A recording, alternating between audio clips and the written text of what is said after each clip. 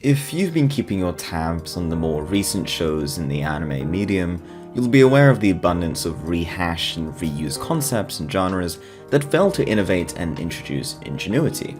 Don't get it twisted though, there are some truly great anime out there right now, some of which are actually revolutionizing their select genre.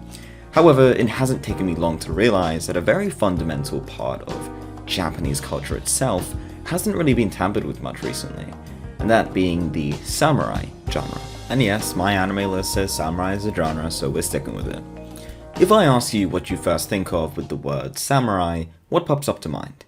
For many, it would unsurprisingly be Samurai Champloo. It quite literally has samurai in its name, and is arguably the most popular and influential anime of its class. A large proportion would also focus on Gintama, followed by the more recent Dororo, and if you really know your stuff, you'll be throwing in Rurouni Kenshin, and even Afro Samurai. However, what you either overlooked, or have yet to even hear about, is Stranger Moku Hadan, otherwise known as Sword of the Stranger.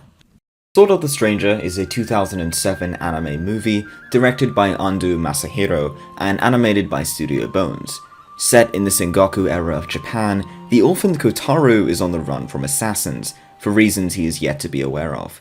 In an act of desperation, Kotaro pleads with the lone samurai Nanashi to assist his endeavors and escort him to a nearby monastery, where he'll be put out of danger. So yeah, it's a typical road trip samurai story, and something we've seen an abundance of recently.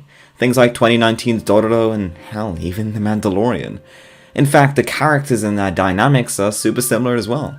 We've got that quiet and stoic warrior with a dark past, who is juxtaposed with a much younger soul who is reckless and far more outgoing. In fact, the story goes that extra mile to even flesh out some of the politics and prominent political figures and their clash of motives and struggle for supremacy. Some of these characters are actually quite engaging to visit, and bring about quite a bit of immersion to the setting that the story is attempting to illustrate. Sword of the Stranger goes above and beyond as a genre, but still doesn't try to be nearly as impactful nor dramatic as other names in that genre. But it doesn't really need to be. The concepts of story complexity are highly romanticized, and don't always equate to quality. In many cases, a story doesn't need to rely on an abundance of thought-provoking plot points and never-before-seen ideas to be deemed as good. And this is the case for this film. If you're one of those people who aren't really interested in high concept and provocative ideas, and rather just want something to have a ton of fun with, then this movie is perfect for you. This film actually kind of is aware of this as well, and it banks on that.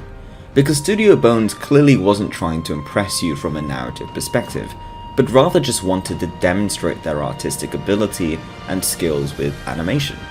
It's no secret that this film has some incredible animation and artistic design. From the very beginning, it reels you in with its well-timed and impactful swordplay sakuga that puts some of the modern anime works to absolute shame. Let me remind you, this is a 2007 movie that is animated far better than half the garbage we're seeing today. And listen people, if there's one reason you have to watch this film, it's for the final fight, which is quite possibly my favorite anime fight ever, and I'm not joking about this. You literally can watch this film just for that scene, and you'll be walking out 1000% satisfied.